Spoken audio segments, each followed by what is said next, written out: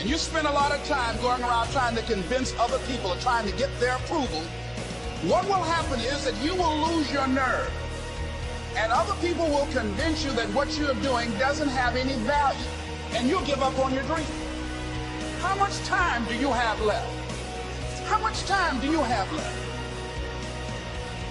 Jeremiah said, "Your word, O Lord, is like fire shut up in my bones." I believe there are some dreams shut up in you. Like fire, you're going to feel your destiny calling out. May not have happened the first time. The loan didn't go through. You didn't get chosen for the part. The medical report wasn't good. That's okay. This is a new day. What God started, He's going to finish.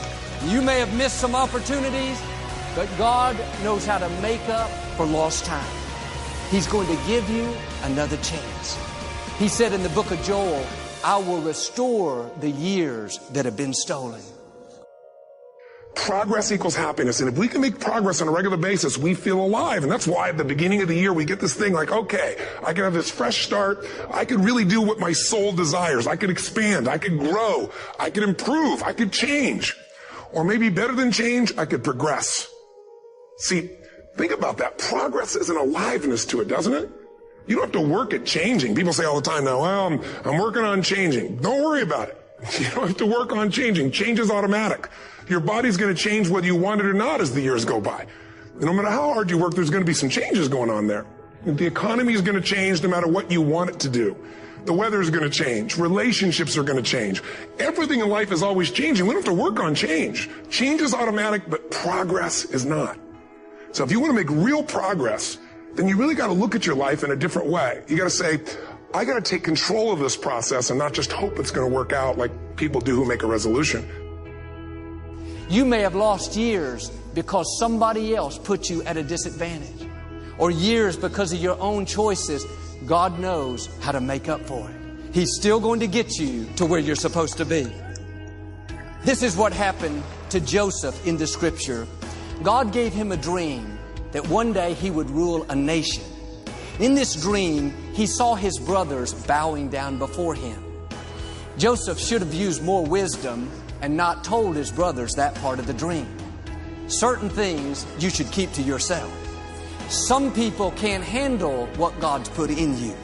They won't celebrate you. They'll be jealous, find fault, and be critical. One day Joseph went to see his 10 brothers. When he walked up, one of them said sarcastically, "Here comes the dreamer."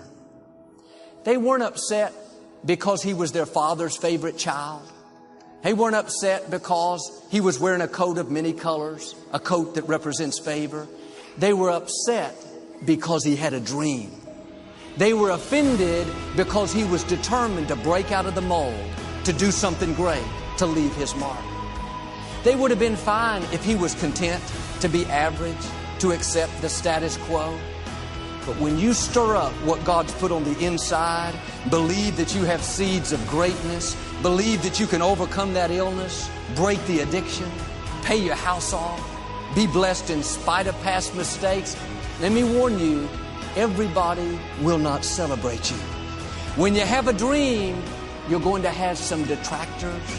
People will get jealous, try to make you look bad, try to talk you out of it. Say things like, "You really think you can get that promotion? You don't have the experience, the talent. I don't think so. You really think you're still going to get married? You've tried 3 times, hadn't happened yet. You're getting kind of old." Let that go in one ear and out the other. People don't determine your destiny. God does. You have to own your own happiness. Take it away from other people demanding that they make you happy. Your kids are not going to make you happy. Your spouse is not going to make you happy. A big house is not going to make you happy. Own your own happiness and be responsible for doing those things that bring joy into your own heart, independently of life and people and money and all of that stuff. Right. It doesn't necessarily give you a happiness. You have to take responsibility of that peace and that joy that lives inside of your heart and not inside of your